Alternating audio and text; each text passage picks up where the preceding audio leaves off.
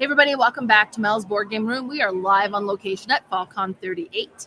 And I'm going to be doing a couple of unboxing of some games that were sent to me by a Canadian game publishing company. And that's FoxMind Games. So let me show you the games we have here with them. Oh, let me move the microphone out of the way a little bit so we can see the games better. So I got these sent to me just this week. So they are here on location. I'm going to be doing a live playthrough of Deadlines with Dave in just actually about half an hour. But if you are attending FallCon and you want to give any of these a try, do come by my booth and feel free to borrow them and give them a try. So I've actually played Deadlines already this week, and we're going to be playing it live with Dave, as I mentioned. And this game is so hilarious. So you're going to have 3 sets of cards that you're going to put down in there, the 3 categories. And let me show that to you. So we have the date of birth. So you have like this card that has like a tombstone with the date of birth. And then you're going to have lifespan. And then finally we have the date of death. And this is one of those games where you're going to have cards that you're going to place in a timeline. So you're trying to put them in order, either by the date that they were born, how long they lived, or the date that they died. And once you get 12 in each category, that category is locked up. And if you guess incorrectly, you keep that card in front of you, and it's a penalty. So you're trying not to get them wrong, because those are going to be negative points. And whoever has the least amount of negative points, the winner. So just as an example, we have Betty Ross here. It gives a little bit of a description as to who she is, because, I mean, there'll be some characters you just don't know. But so Betty Ross, and you can read up on there. So, oops, let me get that. So patriotic icon who sewed the first United States flag. When was she born? How long did she live for? And when did she die? So you're going to decide which category you would want to place that into. And, you know, let's say we have King Charles under his lifespan, and we know where he is already, and that would actually be flipped over. And I'm like off camera here, so let me put that, like, that's over here. Now we know King Charles was before Betty Ross. He was born before her, he died before her, but this is lifespan. So how many years did he live? King Charles lived for 48 years. So we can see that there, 48 years and 2 months. So did Betty Ross live longer than him or less? And I would assume she had a longer lifespan than King Charles did. So I would put it there. Then we would flip it over. She was 84 years old when she passed away. So then that gets to stay there. If it was wrong, I would keep it in front of me as a penalty. So it's really interesting. You'll have some cards that have black.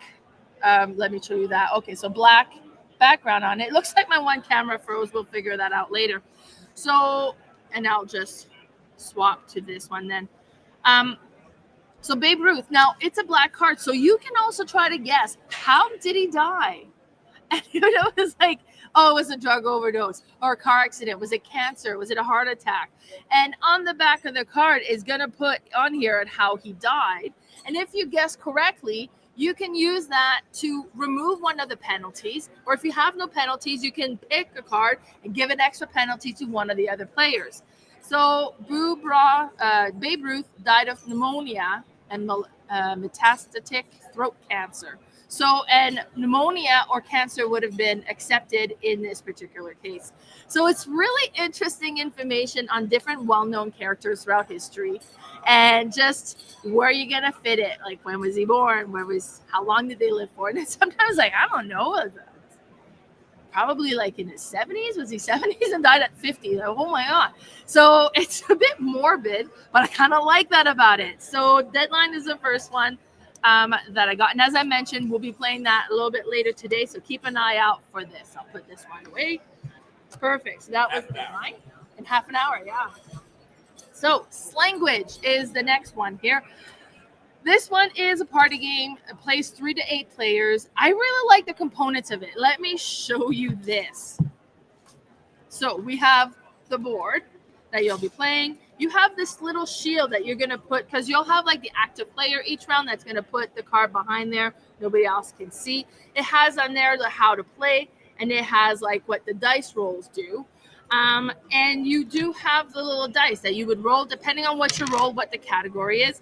And every player is going to have a little speech bubble. That's the white erase board. And you're going to be, depending on the dice that happens, of what you're going to do. But you're either going to write a definition of a slang word that would be provided, or create a song title or band name using the slang word, draw an image that represents the slang word, create a movie or TV show title, guess or invent a slang word based on its definition. So you would just give the definition and they have to come up with the slang word for it, or create a product name or tagline using the slang word. So it's just kind of fun things you would create using the slang word. You can also always go for a bonus points if you can guess what decade the slang word was from. So in this case here, we have this one that's grody. I don't know if I've ever heard the slang word grody, but it's from 1980. So if you had guessed the 80s, you would have been correct. And grody means disgusting. And his hair is so grody. Do you think he ever washes it? It's kind of like the example they have. So if I say grody and then you rolled the dice and I rolled the create a product name or tagline, and then you would want to create like a little tagline for a product about grodies, like never have grody hair again, shampoo, blah, blah, blah. You would write something up, and then whoever is the active player would pick their favorite. That person would get 3 points. So you would move on the board 3 spaces. If you guessed 1980 and you had the right decade for the bonus, you would get an extra point for that. So it's one of those games that seems really just kind of silly fun, and see how much do you know. Now, I'm French, so I think I would have to get a little bit creative in some of these slang words because I might not have heard of some of them. But one we were looking was like duh. It's like, okay, duh. And it's like, what decade was that from? I was like, I don't know. Like, seems I've been using duh forever. I think it was like 1890. No, 1990, like the 90s. But it's just a really interesting, neat little game. I thought would be really fun to play among friends. It would be fun to play with your kids too and see how much they pick up. Because I haven't checked the timeline, but there was some from like the 70s or like way back. Because like, okay, I think my mom was using that slang. What did that mean? So that is Slanguage. Then the last one I have from FoxMind Track. Oh, looks like my camera is awake again, so I will show that back to you. So in this one here is Blast Track. This one seems really interesting. I watched kind of a tutorial video on it. So each player is going to have a starting, well, not each player, you're going to have a starting tile. Let me show you. So you have a starting tile, and I'm not sure if this one, but you're going to place your, let's see what's in here. They're like little color cubes, and you have your little roller coaster. Check this out. You have your little guy in the roller coaster, his arms up in the air. They're having fun. I absolutely love this.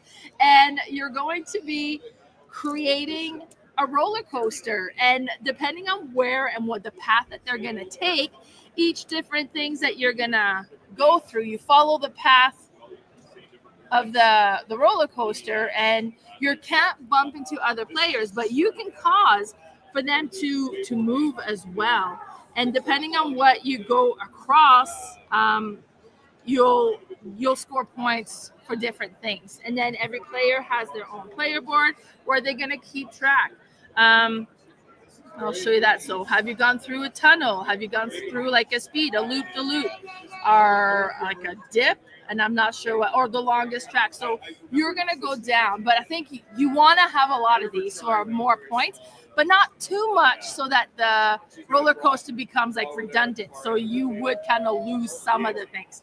So it looks super interesting. I'm excited to play this one as well. We're going to play it. I'm not sure if we're going to get to it today, but if you want to give it a try, it is at my table. As I mentioned, just come by, play it, let me know what you think, and then you can feel free to teach it to me as well. Before I haven't had a chance to play this one yet, but that was Blast Track, and it's one that looks super exciting. So all 3 games are for FoxMind game. Be sure to look them up, foxmind.com.